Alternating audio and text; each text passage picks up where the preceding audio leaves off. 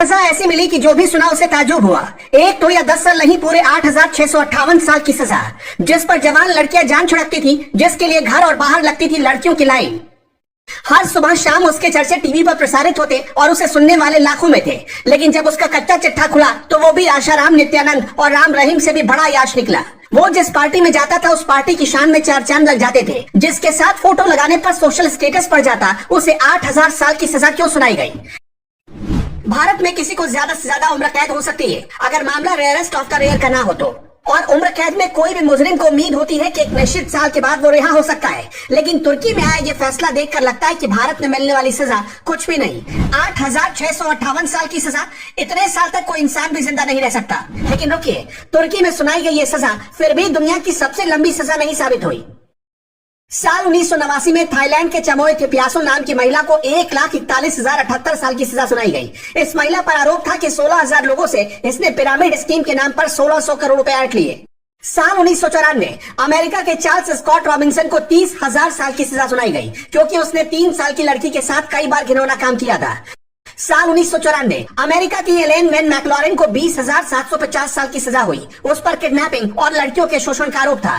साल 1994 Darren बेलनफोर्ड Anderson को robbery, kidnapping और रेप के आरोप में 11,250 साल की सजा हुई। साल 2007 ओथमान गनोई को 42,994 साल की सजा, जमाल जोगम को 42,922 साल की सजा और एमिलियो सुआरेज को 34,715 साल की सजा थाईलैंड में सुनाई गई। साल 2012 अमेरिका में नाइट क्लब के बाहर 3 लोगों की सांसें छीनने के आरोप में एजेक वेसी ओवकांसे नाम के एक शख्स को 7,000 साल की सजा हुई। साल 2013 अमेरिका के एक और शख्स रिगोबर्टो वाजक्वेज को 7,000 साल की सजा हुई क्योंकि उसने नाइट क्लब के बाहर फायरिंग की और 3 लोगों को मार डाला। साल 2017 थाईलैंड के पुदित कित्ती को 13,275 साल की सजा हुई और उसके बाद नंबर उसका आता है जिसकी चर्चा हम कर रहे हैं, अदनान ओक्तार। तुर्की में बहुत जाना पहचाना नाम है अदनान ओक्तार। खुद को स्कॉलर और खुदा तक पहुंचाने का जरिया बताता था। टीवी पर बैठकर लड़कियों को मॉडर्न बनना सिखाता था। उसके लिए लड़कियां इतनी दीवानी थी कि वो उसकी पार्टी में जाने के लिए कुछ भी करने को तैयार हो जाती। ऐसा धर्मगुरु जिसकी एक तो नहीं बल्कि 1,000 से ज्यादा गर्लफ्रेंड्स थी। अदनान खुद तो मॉडर्न ड्रेस पहनता ही था, टीवी पर कम कपड़े पहनी हुई लड़कियों के साथ घिरा नजर आता था, उनके साथ डांस करता था। वो दरबार लगाता था, उस दरबार में खूबसूरत लड़कियां नाचती थी। वो धर्मगुरु कुर्सी पर बैठकर खूबसूरत लड़कियों की नुमाइश करता था और ये लड़कियां एक स्लेव की तरह दिन रात उसके आगे पीछे रहती थी। कुछ न्यूज रिपोर्ट्स ये दावा करती हैं कि उसके संगठन में एक सीक्रेट सेल सिस्टम था। उसने दुनिया को अपनी पहचान एक धर्मगुरु की बता रखी थी, लेकिन उसके सेल के भीतर 7 से 17 साल की कई नाबालिग लड़कियों के साथ गंदा खेल होता था। वो दुनिया की नजर में खुद को खुदा तक पहुंचने का जरिया बताता था, लेकिन सच यही था कि वो खुद तुर्की का सबसे बड़ा क्रिमिनल था जो हर तरह के क्राइम का एक सिंडिकेट चलाता था। अभी तक आपने जो किस्सा सुना वो ट्रेलर भर है, असली पिक्चर अब शुरू होती है। अदनान ने 1980 में धार्मिक स्पीकर के तौर पर अपने करियर की शुरुआत की।